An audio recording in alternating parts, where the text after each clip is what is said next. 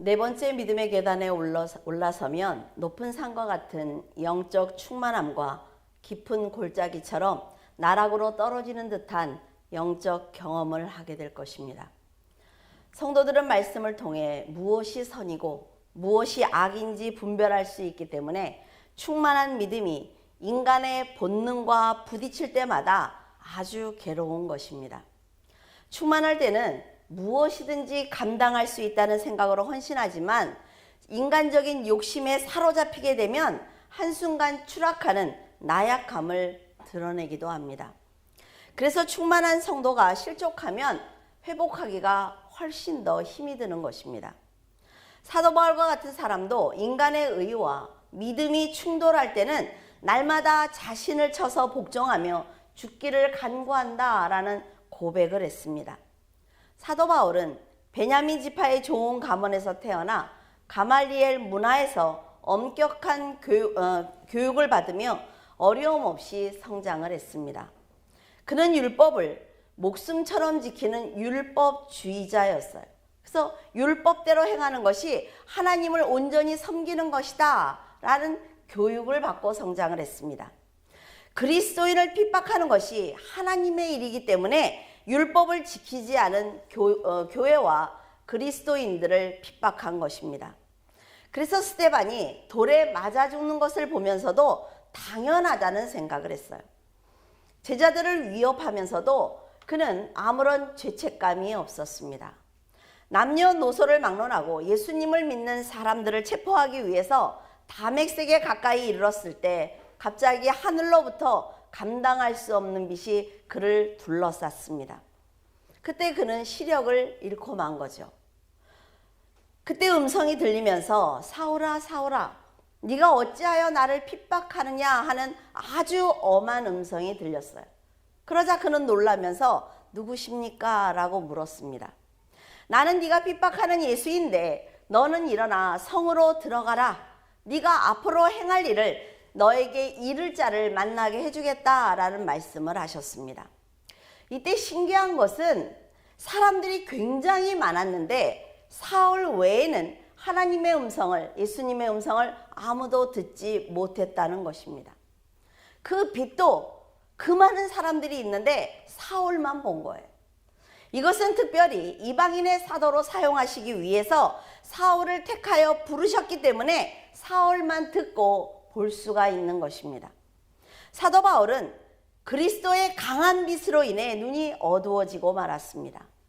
지금 그는 그리스도인들을 죽이기 위해서 눈에 불을 켜고 달려가고 있다 말이죠. 그런데 갑자기 예수님의 강렬한 빛이 그 앞을 막아선 것입니다.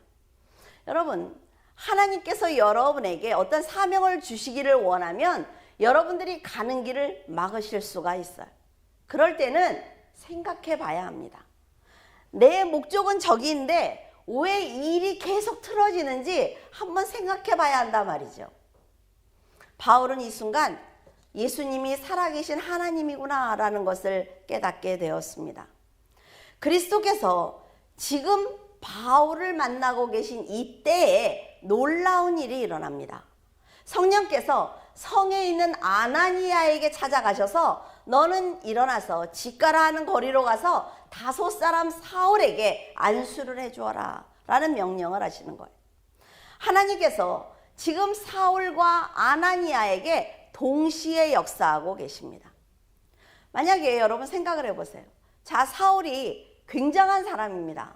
막 가다가 눈이 멀었어요. 눈이 멀면 옆에 있는 사람들은 뭐야? 어떻게 이런 일이 일어날 수가 있어? 저 그리스도인들을 괴롭히려고 하더니 결국 눈이 멀었네. 여러 가지 얘기를 하겠지요. 그러나 하나님의 입장에서 볼 때는 둘을 동시에 역사하시는 거예요. 복음을 위해서 하나님은 어떤 일이든지 하실 수 있기 때문에 여러분, 어떤 문제를 만났을 때 다른 사람들을 비판하고 판단하는 것은 옳지 않습니다. 묵묵히 기다려야 되는 거예요. 그 일이 어떻게 해결되는지, 하나님께서 어떻게 역사하시는지 기다려야만 하나님의 영적인 일을 경험할 수가 있는 것입니다. 아나니아는 그리스도인의 원수인 사울의 눈을 치료해라 라는 말씀을 듣고 처음에는 굉장히 당황했습니다. 인간적으로 사울에게 안수하라는 것이 이해가 되지 않는다 말이죠. 그런데 이 아나니아라는 사람은 하나님께서 명령하시면 반드시 이유가 있다는 것을 아는 사람이에요. 하나님께서 목적 없이 일하시지 않는다라는 것을 알고 있단 말이에요. 고난을 주시면 고난을 주시는 이유가 있고, 하나님께서 사명을 주시면 사명을 주시는 이유가 있다는 것을 아나니아는 알고 있었습니다. 그래서 그가 그리스도인들의 원수인데도 그는 일어나서 가는 거예요.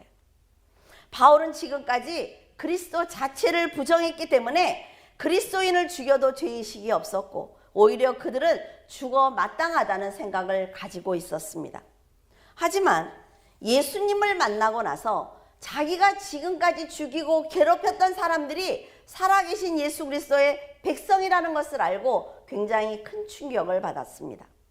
그들을 죽이면서까지 율법을 지키려고 노력을 했는데 그리스도를 만나는 순간 자기의 신앙이 얼마나 잘못된 신앙인지 깨닫게 되었단 말이에요.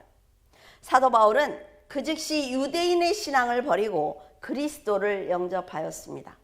그리고 바로 복음을 전하기 시작을 했는데, 바울처럼 복음을 듣고 이게 진리야 그랬다 그래서 바로 행동에 옮긴다는 건 결코 쉬운 일이 아닙니다. 그런데 그는 실천한 거죠. 로마서 7장 22절에서 23절에 내 속 사람으로는 하나님의 법을 즐거워하되 내 지체 속에서 다른 한 법이 내 마음의 법과 싸워 내 지체 속에 있는 죄의 법 아래로 나를 사로잡아 오는 것을 보는도다. 인간의 지혜가 발달할수록 거기에 비례해서 무지의 세계도 넓어집니다. 지식을 원에 비유를 하면 그 원이 커짐에 따라 그 원주에 비례하는 그 바깥 세계는 비례적으로 아주 넓어지는 것을 볼 수가 있단 말이죠. 3,000가지의 잠언을 썼던 솔로몬 왕은 다른 사람들보다 훨씬 많은 지혜와 지식을 가지고 있었습니다. 그래서 그는 많은 얘기를, 얼마나 지혜로워요. 우리가 잠언을 읽어보면 그런 많은 얘기를 했단 말이죠. 그러면서 한쪽으로는 자기가 지식이 많음에도 불구하고 무엇인가 내가 영적으로 무지하다는 것을 깨닫게 됩니다. 솔로몬은 부귀와 영화를 누렸지만 그의 노년에 기록한 전도서를 보면 인생은 헛되고 헛되다라고 아주 진심으로 고백하고 있습니다. 재물과 권력이 헛된 것을 알기 때문에 하나님을 경외하는 성도들을 보면서 자신보다 훨씬 성숙한 사람이다, 저 사람들은 굉장히 행복한 사람이야 라고 고백을 하면서 굉장히 부러워하는 것을 볼 수가 있습니다. 이런 고백은 결국 세상에 너무나 많은 물질과 권력을 갖는다고 할지라도 사람의 마음을 채워주지 못한다는 것을 알 수가 있어요.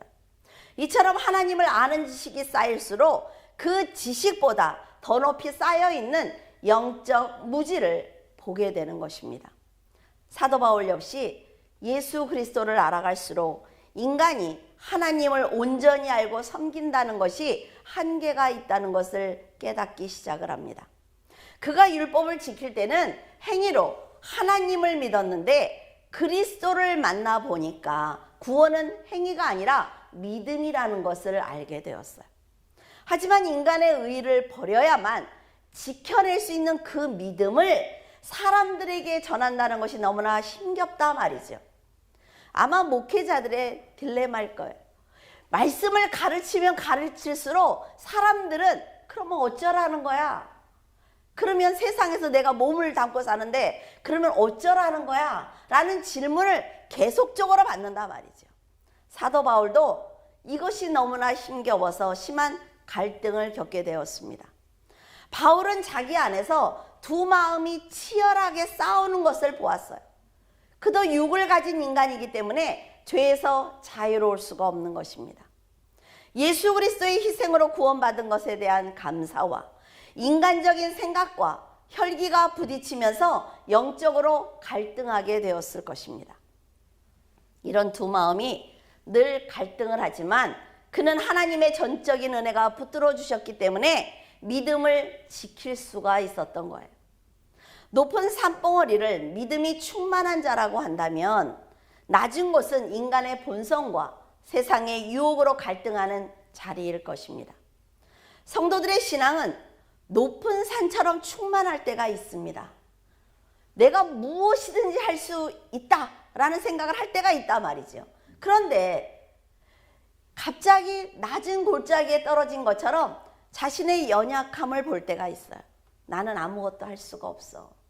내가 무엇을 해? 또 한들 뭐 하겠어? 갑자기 그런 유혹에 사로잡힐 때가 있습니다. 그런데 우리는 예수 그리스도 곁에 있기 때문에, 성령과 함께 동행하기 때문에 그것을 평탄한 길을 가는 것처럼 극복할 수가 있는 것입니다. 여러분도 영적으로 충만할 때가 있을 거예요. 그리고 충만하지 못할 때가 있을 것입니다. 충만하지 못하면 갑자기 나에게 오는 모든 문제가 두렵다 말이죠. 정말 될까? 정말 이 내가 세운 계획이 이 뜻대로 될까? 두려울 때가 있습니다. 누구나 산 위에 서 있는 담대한 신앙과 골짜기에 떨어진 것처럼 연약한 신앙을 가질 때가 있기 때문에 충만할 때는 교만하지 말아야 하고, 내가 연약할 때는 빨리 하나님을 향해서 달려가야만 합니다. 고린도후서 11장 23절, 그들이 그리스도의 일꾼이냐? 정신없는 말을 하거니와 나도 더욱 그러하도다.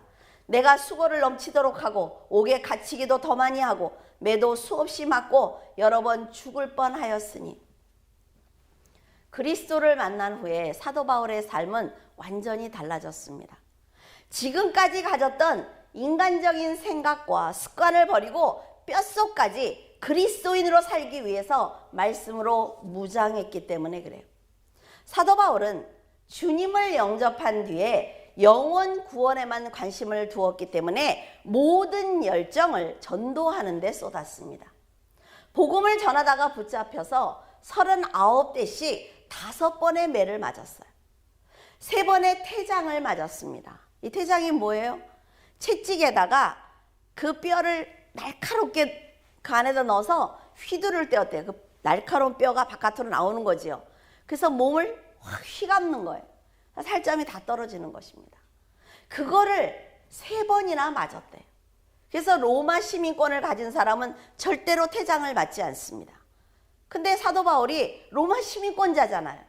그걸 때리려고 할 때 내가 로마 시민권자다라고 말하면 되는데 그러지 않았단 말이에요. 돌에 맞아 죽을 뻔한 적이 수없이 많았어요. 배가 3번 파산하였고 옥에 갇혀 굶고 목마른 것이 몇 번인지 셀 수 없었으며 사람들에게 배신을 당하는 일이 수없이 많았습니다. 율법주의자였던 바울이 주님을 만난 후에 바로 전도자의 삶을 사는 것도 놀랍지만 그가 당한 핍박은 성령 충만한 성도로 할지라도 쉽게 감당할 수 없는 엄청난 고난이었습니다. 오직 복음을 위해서 자기의 인생을 바친 바울은 높은 산 위에 우뚝 서 있는 믿음을 가지고 있었던 것입니다. 사도 바울이 누구입니까? 모든 사람들이 부러워하는 가문에서 태어나 최고의 학문을 배웠으며 자기가 원하는 것은 무엇이든지 가질 수 있는 로마 시민권자입니다. 그런 그가 세상 사람들이 그토록 갖기를 원하는 그 세상의 조건들을 다 배설물처럼 버리고 남은 인생을 오직 말씀으로만 사는 것입니다. 만약에 여러분에게 복음을 위해서 여러분이 가진 소유는 물론 가족까지 다 버려라 라고 말씀을 하신다면 순종하시겠습니까? 바울은 세상을 버리면 더 큰 영적인 세계를 얻을 수 있다는 것을 알았단 말이에요.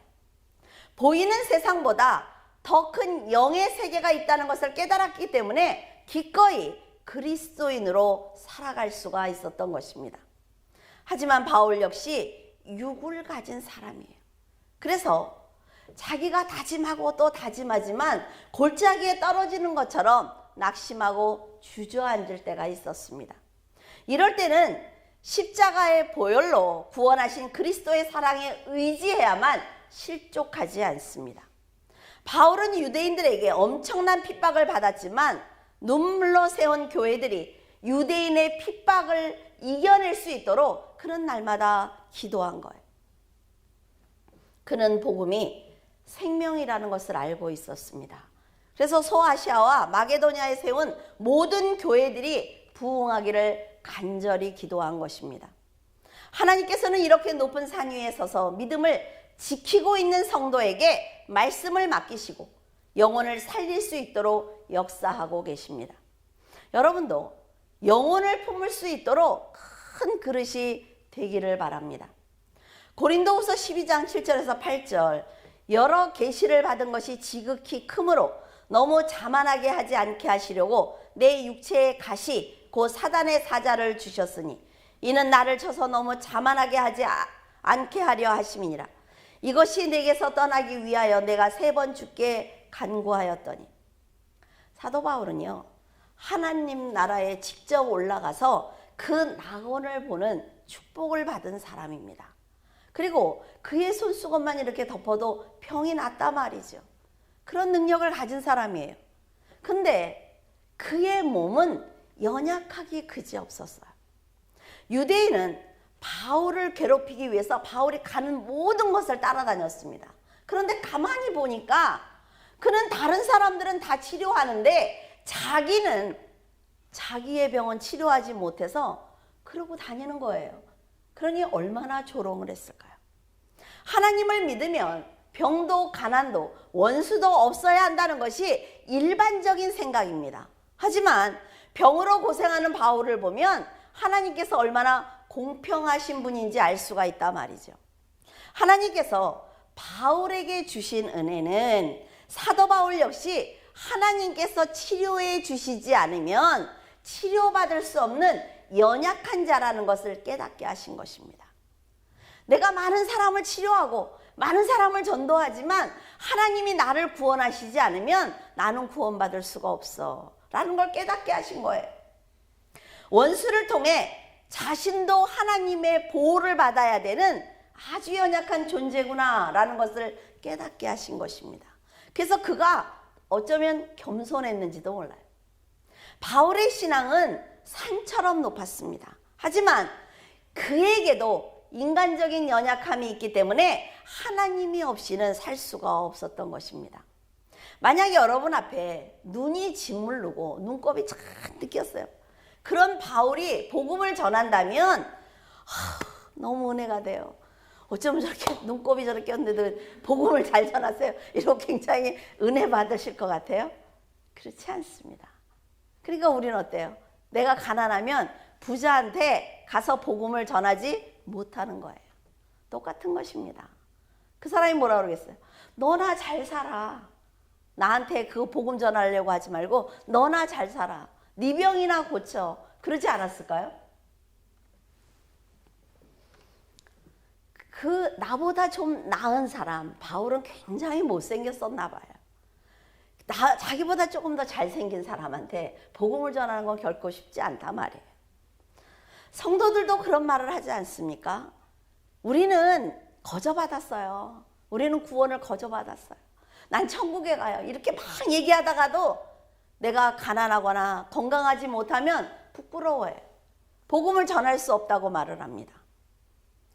그렇다면 스스로 가난한 자리를 택하고 복음 때문에 고난을 당하고 있는 사도 바울의 영적인 축복을 부러워해서는 안 되는 것입니다. 사람들의 이런 심리를 알기 때문에 바울은 복음에 방해가 되는 자기 육체의 병과 교회를 핍박하는 유대인들을 쫓아달라고 하나님께 간절히 기도를 드립니다. 하나님, 제가 정말 죽도록 복음을 전할게요. 그러니까 제 병 좀 고쳐주세요. 얼마나 기도를 했을까요? 영원 구원이 달린 문제이기 때문에 그의 기도는 처절했을 것입니다. 하지만 하나님께서는 네가 받은 은혜가 너무 커. 그러니까 네 몸에 가시가 없다면 교만해질 수가 있어. 나를 떠나지 않겠니? 그러니까 나는 다른 건 내가 다 들어주겠는데 그건 들어줄 수가 없어 라고 말씀을 하셨어요. 그가 받은 은혜가 너무 커서 그것을 조절하는 장치를 특별히 만드셨는데 그것이 바로 육신의 연약함이라는 것입니다. 바울은 육체의 가시가 너무 괴롭고 힘들었지만 그것 또한 자기를 사랑하시는 하나님의 마음이라는 것을 깨닫고 진심으로 감사를 드렸습니다. 이것이 비록 골짜기에 떨어진 인간의 연약함을 갖고 있을지라도 하늘에 소망을 둔 성숙한 성도의 모습인 것입니다. 높은 산과 깊은 골짜기의 신앙을 가진 성도는 나 외에 다른 사람의 영혼까지 인도하는 책임을 가지고 있기 때문에 매사에 신중하고 지혜롭게 판단하고 결정해야만 합니다. 세상에서는 어때요? 길을 가다가 길이 아니면 돌아서면 돼요. 그런데 구원은 믿음이 없는 자를 따라가게 되면 결국 둘 다 구덩이에 빠질 수밖에 없는 것입니다. 구원의 길은 영을 분별해야만 인생의 끝에서 그리스도를 만날 수가 있는 것입니다. 그 단일 종교를 2026년까지 마무리 짓겠다라는 것이 그들의 계획입니다. 얼마 안 남았죠? 그러면 우리는 어떤 믿음을 가지고 살아야 될까요? 한 나라의 대통령은 잘못 선출하면 임기가 끝나기를 기다리면 되지만 목회자나 성도가 진리를 전하지 않으면 천국에 들어가는 것을 막는 사탄의 도구가 되기 때문에 아주 중대한 사건입니다. 심판의 자리에서 나는 목회자를 잘못 만나서 말씀을 배우지 못했습니다 라는 핑계를 대거나 많은 사람들이 넓은 길로 가기 때문에 나도 따라서 갔을 뿐입니다 라고 변명을 해도 절대로 용서받을 기회가 없습니다. 왜냐하면 하나님께서는 이미 우리에게 성경책을 주셨습니다. 성령께서 함께 동행하고 계세요. 그래서 매 순간 알려준단 말이죠. 너 지금 잘못 선택하는 거야. 여러분 죄를 질 때요. 자기가 죄를 짓는 거 모르는 사람 없습니다. 이 안에서 양심이 끌어당긴단 말이죠. 근데 이기고 하는 거예요. 목회자를 잘못 만났고 좋은 환경에서 살지 않았다라는 핑계가 절대로 통하지 않습니다. 아담과 하와는 하나님께 말씀을 직접 들었는데도 마귀의 유혹에 속아서 선악과를 먹은 책임을 영원한 죽음으로 받았습니다. 그렇다면 여러분도 과연 지금 어떤 말씀을 듣고 어떤 믿음을 가지고 있는지 날마다 살펴야 된단 말이죠. 만약 여러분이 성경 말씀을 모른다면 제가 지금 거짓말을 해도 여러분은 절대로 판단할 수 없습니다. 그래서 성경 말씀을 알아야 되는 거예요. 그리고 더 중요한 것은 성경 지식을 쌓는다고 해도 말씀을 깨달은 것이 아닙니다. 말씀이 무엇을 전하려고 하는지 깨닫고 그대로 살아봐야 하는 거예요. 살아보지 않은 말씀은 거짓입니다. 에스겔 28장 12절에 인자야 두로 왕을 위하여 슬픈 노래를 지어 그에게 이르기를 주 여호와의 말씀에 너는 완전한 도장이었고 지혜가 충족하며 온전히 아름다웠도다. 사탄은 하나님 곁에 있을 때 완전한 인이었고 지혜가 많았으며 온전히 아름다웠지만 하나님의 곁을 떠난 지금은 어둠뿐이었습니다. 하나님께 쫓겨난 사탄은 자신이 지금 완전한 신인 것처럼 행동을 하고 사람을 속이고 있지만 절대로 그리스도와 같을 수 없는 것입니다. 독버섯은요, 색이 굉장히 화려하고 모양도 예쁩니다. 그러나 그것을 먹는 순간 죽어요. 사탄에게 속아서 다른 복음을 받아들이면 즉시 그의 영이 죽습니다. 그렇기 때문에 영분별을 하기 위해서 노력해야 한단 말이죠. 사탄은 인간이 세상의 복을 원하고 하나님처럼 높아지기를 원한다는 것을 알고 있어요. 그래서 사람들이 쉽게 속을 수 있는 다른 복음을 만들었습니다. 이단 교리는 성경을 이용해서 그 끝을 살짝 바꾸는 것으로 비슷하게 만들었습니다. 그래서 사람들이 미혹을 당하는 거예요. 아, 성경 말씀에 있잖아. 맞아. 성경이네. 이단 공부하러 갔더니 성경을 가르치더라고요. 라고 말하는 목회자도 있단 말이죠. 여러분, 거짓 영을 잘 판단하기 위해서는 성령께 의지해야 합니다. 성령의 인도하심을 받으면 영안이 밝아져요. 이렇게 불을 켜는 것처럼 영안이 밝아진단 말이에요. 그래서 타락한 천사가 그리스도의 흉내를 낼지라도 쉽게 분별할 수가 있습니다. 하나님께서는 인간의 의를 버려야만 하나님의 의를 높일 수 있다라고 말씀을 하십니다. 하지만 거짓 목회자와 교주는 인간의 의를 높이고 네가 잘 살아야만 하나님처럼 높아질 수가 있는 거야 라는 거짓말을 하고 있어요. 그래서 성도들은 성경 말씀을 정확하게 알아야 합니다. 하나님께서 성도들의 입을 통해 복음을 전하는 가장 미련한 방법으로 지금도 전도하고 계십니다. 그래서 성도들의 말로 영원히 죽을 수도 있고 한 영혼이 영원한 생명을 받을 수도 있단 말이죠. 지금 세상 돌아가는 걸 보시면 어떻습니까? 나팔 소리가 날 시간이 멀지 않았다라는 생각이 들지 않아요? 아, 예수님이 오실 날이 멀지 않았다. 세상에 전쟁이 일어나나 봐. 막 두려워. 핍박이 올까 봐. 그게 아니라 아, 예수 그리스도가 오실 날이 멀지 않았어. 내가 지금까지 믿음을 지키느라고 너무 힘들었는데 이제 예수님이 오시는 날이 얼마 남지 않아서라는 소망을 가져야 합니다. 기독교인들은 세상이 돌아가는 걸 보고 두려워하는 게 아니라 말이에요.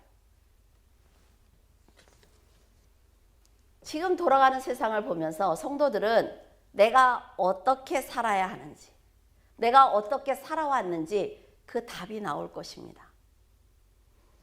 구원은요, 오직 세상에서 살아있을 때만 기회가 있습니다. 그래서 말씀을 전하는 목회자나 성도는 자기의 생각을 진리의 말씀에 절대로 섞지 말아야 합니다. 모르면 성경 그대로 전하세요. 거기에 내 경험으로 내가 살아보니까 이런 거 절대 섞지 마라.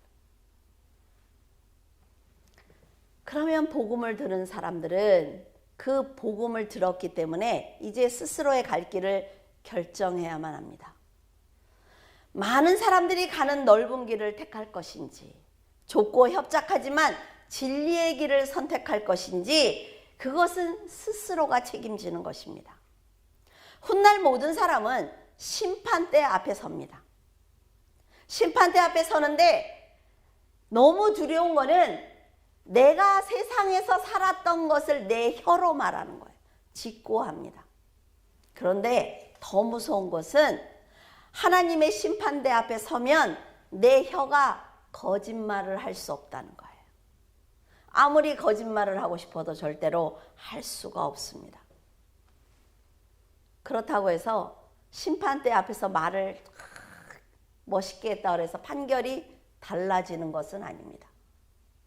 자신의 죄가 얼마나 많은지 그냥 말씀드리는 거예요. 세상에서 많은 기회를 받았는데도 진리대로 살지 않았습니다 라는 것과 지옥에 떨어질지라도 저는 불평할 자격이 없습니다 라는 말을 내 입으로 한단 말이죠. 여러분이 오늘을 믿음으로 잘 살아야 되는 이유는 바로 하나님께 자신이 했던 모든 말과 행동을 직고하기 때문에 그렇습니다. 하나님 앞에 섰을 때 거짓말하고 싶어도 할 수가 없어요. 하나님의 나팔 소리가 났을 때 우리도 모르는 사이에 순식간에 공중으로 들려 올라갈 것입니다. 여러분, 지금 내가 어떻게 사느냐, 내가 지금 하나님을 어떻게 바라보고 있느냐, 내가 지금 어떤 생각을 가지고 하나님의 일을 감당하고 있느냐, 이것이 여러분 천국과 지옥을 가르는 것입니다. 하나님의 용서는 지금 숨을 쉬고 있을 때만 기회가 있습니다. 육체의 생명이 끝나면 하나님께 용서를 받고 싶어도 기회가 없단 말이에요. 지금 여러분에게 이 말씀을 듣게 하신 것은 돌이킬 수 있는 기회를 또 한 번 주시는 하나님의 은혜인지도 모릅니다. 예수 이름 외에 구원받을 만한 다른 이름을 우리에게 주신 일이 없기 때문에 오직 예수님만이 구원이고 사망을 이기는 능력입니다. 그래서 그 예수님을 믿는 여러분은 아주 큰 복을 받으신 분들이에요. 여러분이 높은 산 위에서는 신앙을 가졌다면 더욱 자세를 낮추는 겸손함을 보이기 바랍니다. 깊은 골짜기에 떨어지는 고난을 만났다면 하나님께 부르짖는 지혜를 갖기를 바랍니다. 세상의 영화는 하나님께서 거두시면 한순간에 무너지는 것이므로 하나님을 의지하는 성도는 소망과 기쁨과 감사만 가지고 있으면 됩니다. 이 어두운 세상에서 오직 여러분의 믿음만이 그리스도의 빛을 비출 수가 있으므로 여러분은 꺼지지 않는 등불을 들고 신랑을 맞이하는 귀한 그리고 거룩한 신부가 되기를 간절히 바랍니다. 기도하겠습니다. 사랑이 풍성하신 하나님 아버지 감사합니다. 저희들은 신앙이 어리다고 핑계를 대며 헌신하지 못했고 신앙이 성장했을 때에는 교만하여 헌신하지 못하고 있습니다. 그럼에도 하나님께서는 늘 곁을 지켜주시며 내가 너를 사랑한다고 내가 잘할 수 있다는 것을 나는 알고 있다고 말씀해 주고 계십니다. 세상이 아무리 너를 흔들어도 너는 좌로나 우로나 치우치지 말고 나만 바라보라고 말씀하셨습니다. 하나님, 세상은 벼랑으로 굴러떨어지는 돌처럼 멈추는 곳이 어딘지 보이지 않습니다. 마지막 시간이 다가오고 있는데 저희들은 세상이 무너질까 염려만 하고 있습니다. 그러나 가는 길이 다르고 목적지가 다르다는 것을 깨닫게 하셨사오니 저희들의 심령을 충만하게 도와주시옵소서. 험한 세상이 요동칠 때 잠잠히 기도하게 하시고 세상이 무너지는 소리를 지를 때 하나님의 품을 향해 달려가는 성도가 되게 하여 주시옵소서. 높은 산과 같은 신앙을 가지고 말씀대로 살게 하시고 깊은 골짜기에 떨어지는 영혼들을 향해 빨리 내 손을 잡고 같이 가자고 전도하는 성도의 삶을 살게 하여 주시옵소서. 하나님의 사랑을 본받아 저희들도 영혼 구원을 위해서 노력하겠사오니 하나님께서 저희들을 품어주시옵소서. 언제나 하나님을 닮은 성도로 살게 하시고 하나님의 사랑과 보호를 받는 자녀가 되게 하여 주시옵소서. 늘 품에 안고 보호해 주시는 예수 그리스도 이름으로 기도드립니다. 아멘.